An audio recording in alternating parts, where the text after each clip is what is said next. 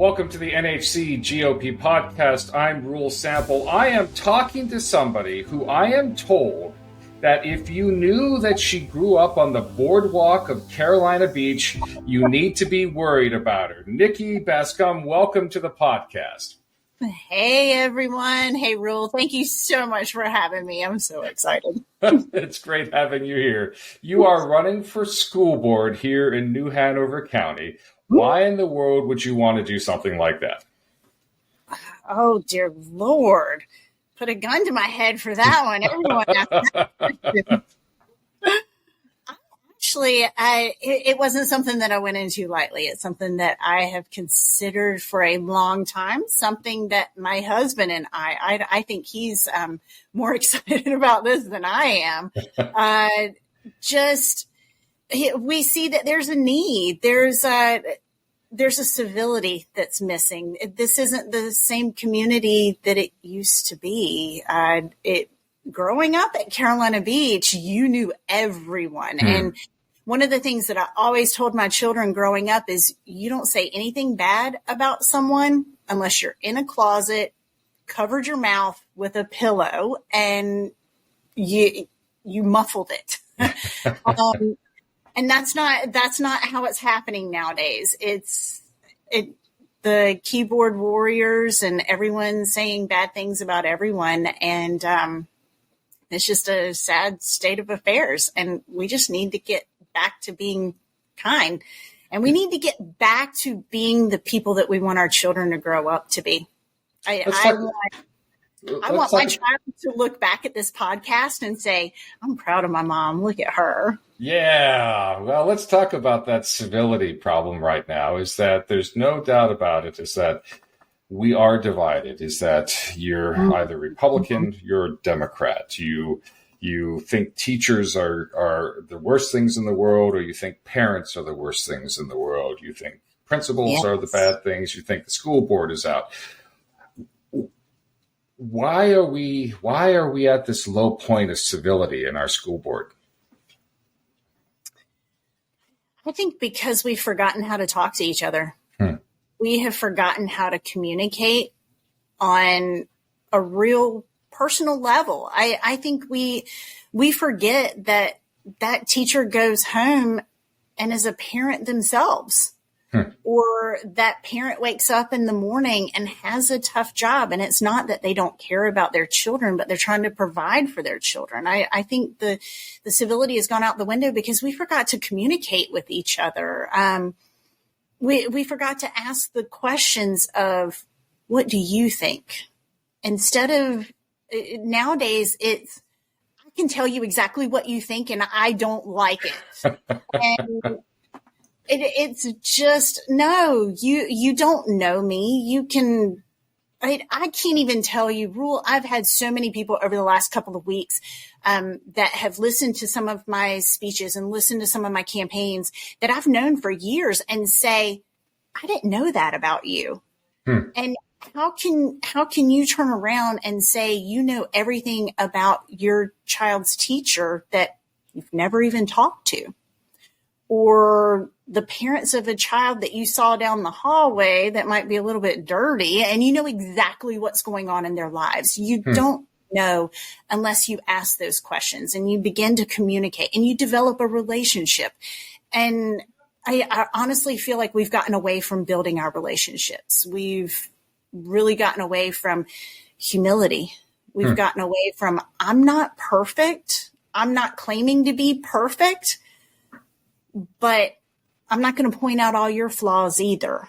But we're going to try to find a way to come together and do what's best for the kids and at least be an example for our kids. And our kids shouldn't demand perfection from everyone. They should know they're going to make mistakes. They're going to say the wrong thing. They're going to do the wrong thing. But as long as you learn from it and you come back from it and you make better choices, then we can all come together. And as adults, we need to do that for our children. We need to be the example for them to follow. One of the things that occurs to me is when I was in school is that this was a partnership between teachers, parents, administrators, and that they all knew each other. Is that oftentimes they'd be in the same church or organization together, and that's the worst thing, to see Mrs. Smith in the pew next to you. How do we get and because of that is that there is this partnership, this whole understanding of we're all working together, not for the ideological prize of controlling the school board, but to educate our kids. How are we going to get back to that? Well, it's going to take leadership. It's going to take someone sitting on the board and saying, stop, please stop. And one of the things that came out recently was a survey of teachers that said they felt like they weren't trusted. And gosh, I can see it when I'm walking down the hallway. They do feel kind of deflated. And it's not just that they don't feel trusted by the parents, but they don't feel trusted by our district, and they don't feel trusted by our board. And I think it's going to take our board to lead our district leaders to say, this is what we need to do. And we need to come together. And it's going to take leadership, not just saying, this is what you do, but leadership actually doing it. I was listening to the first part of the board meeting tonight, and they were not nice to each other. They were not, and talking over each other. And it's something that lead by example. Yeah, because if that happened in a classroom and people started talking over each other, that's not a good thing, and the teacher would hopefully put an end to that. But parents and educators and leaders talking over each other, that sets a really great example for our kids. It does. I saw the best meme. It was a teacher sitting behind her desk and a child standing in front of her.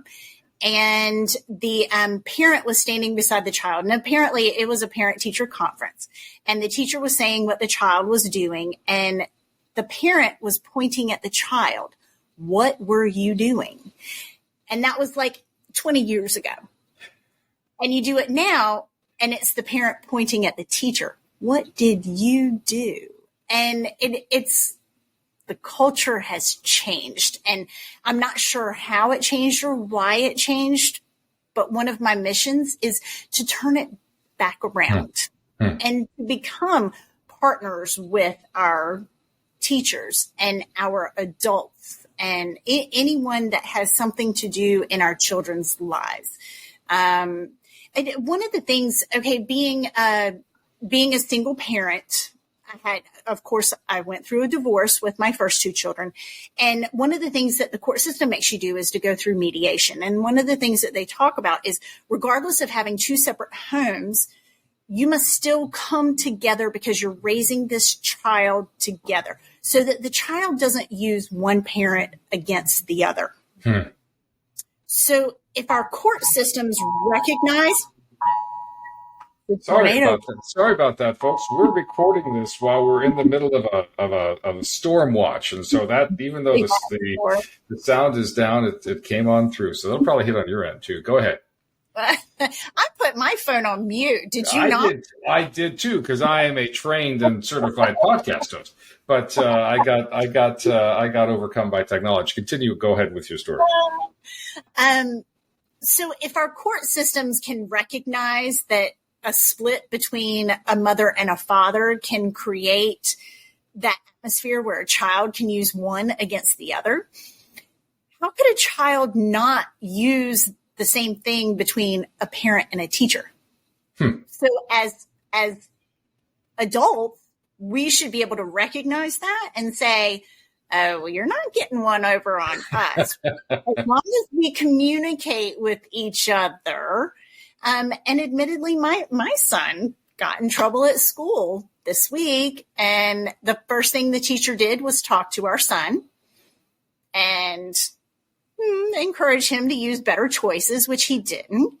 And the next choice was to email us. So it wasn't email his father and I. And it wasn't one of those situations where, like, oh my gosh, that evil teacher saying our child is horrible. No, son, what did you do?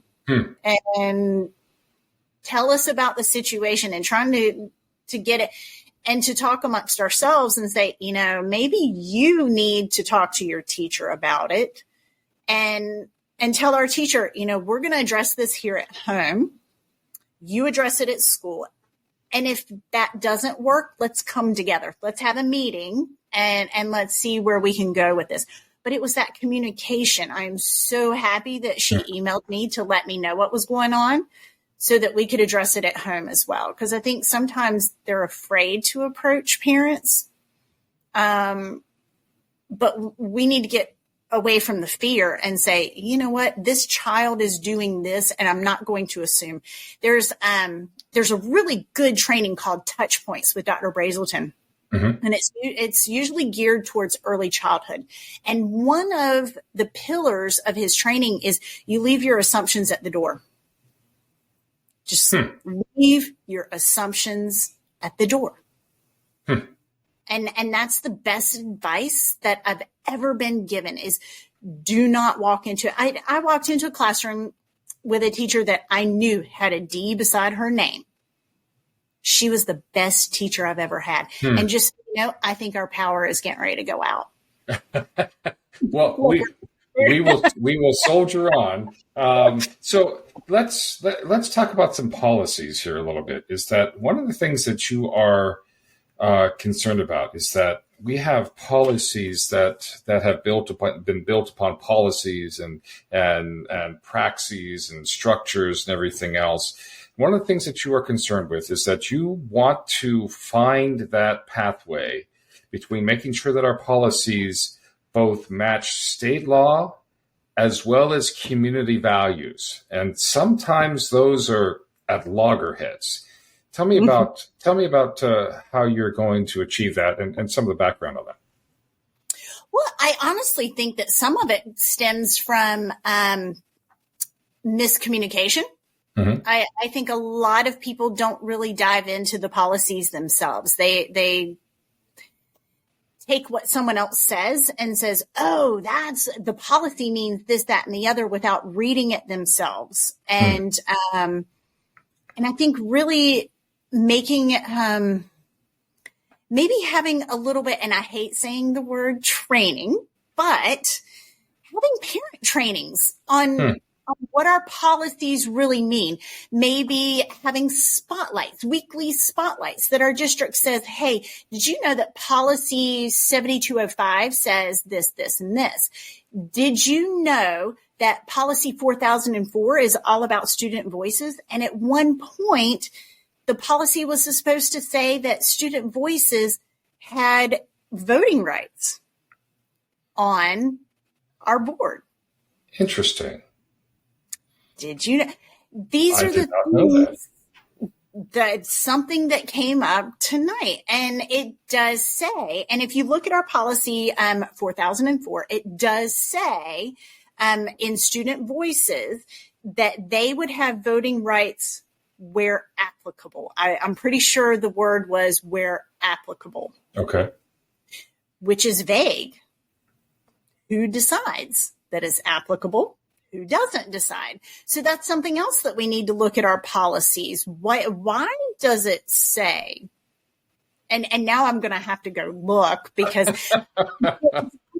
I was looking at it tonight because it was something that the school board was discussing tonight about student voices. And I know, so when it comes to policy 4004, there are two extremes to that because it is all about student voices of should students sit on a board? Should they sit, should they sit in on the policy meeting? Should they sit on the policy committee? Should they sit on the curriculum committee? And should they have a voting right? And there's two different factions of that. No, we don't need student voices. And yes, we do need student voices. And here again, I kind of fall in the middle. I do agree that our students should be welcome to come. Especially now, I don't want my 12-year-old in a policy meeting because he's going to tell you that we need ice cream. And soccer should be part of the curriculum. But I mean, being realistic and being adult and responsible about it, but our high school students, to see how a policy meeting runs, to see how a curriculum meeting runs. And why are you learning what you're learning? Well, it's not because Nikki sits on the board and says, this is what you need to learn, but because general statute says, this is what you need to learn. But then also so that they can learn a little bit about the government, how government runs. And you can't, just because I'm on the school board does not mean that Nikki gets to decide everything. You know, you and I discussed earlier, getting away from it's me, and not we. When it is we decide, and we decide as a board. That's why it is what it is. And we also have to follow general statutes. We have to follow our federal grants. We have to follow all these different things. So it's not just these 7 people making these decisions. We have to fall within what the policy says. And if we don't like those policies, we don't like those general statutes, we don't like those laws, then we go higher and we lobby for higher.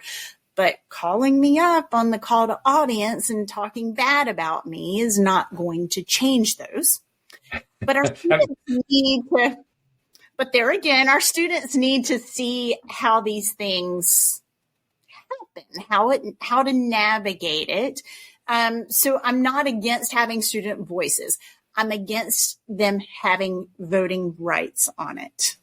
Well, because they're students, after all. Is that they don't know what they don't know, and giving them that kind of power is not smart. But giving them a participation in their education, I think, is actually very smart. But then, who decides who these students are? How old are these students? Are they in a particular program?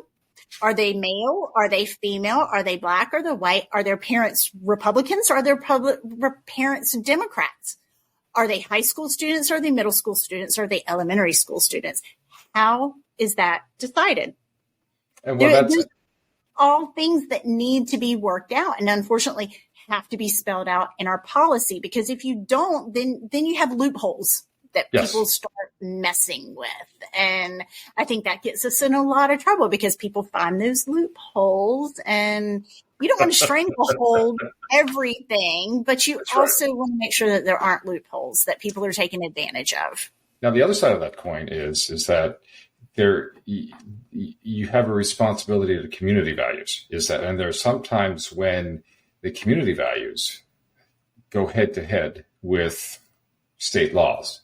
So how do you tackle that?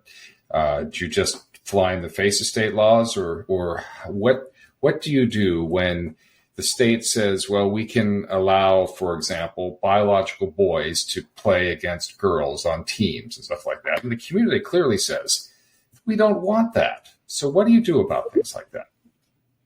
Well, that's where, as someone on a board, you can start making those connections at a state level.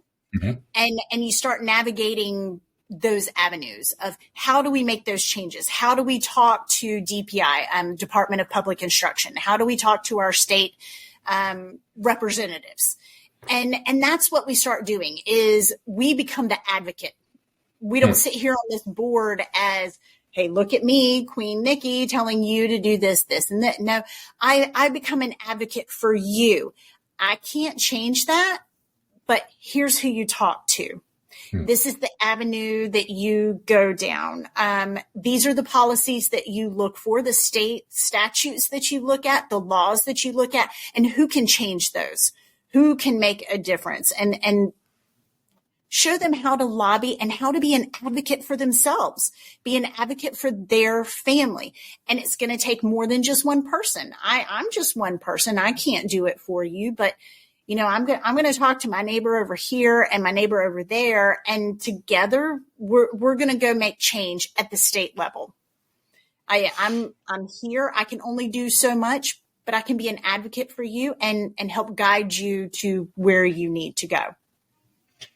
The primaries are coming up. They're 56 days away. Early voting starts. Oh, no pressure. No pressure at all. Nope. Early voting starts Thursday, February 15th. So you get Valentine's Day off.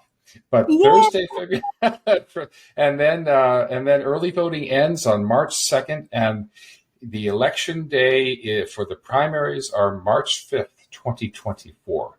How are you going out and talking to people? Right now we have a couple of small events. I am trying to get out there. And unfortunately, the political arena is very difficult. People are scared. People are scared. They're like, I don't know if I want to host an event. But I support you. I love you.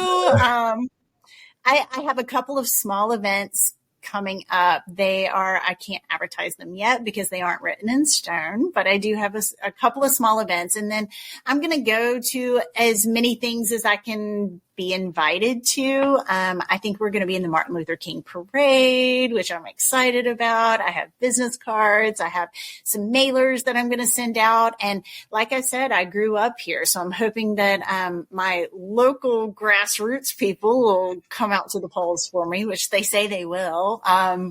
We'll see. And I'm also hoping I've been in a lot of community groups, and I've done other things in our community. I'm hoping that people will see past the letter beside my name and know I'm not just a Republican.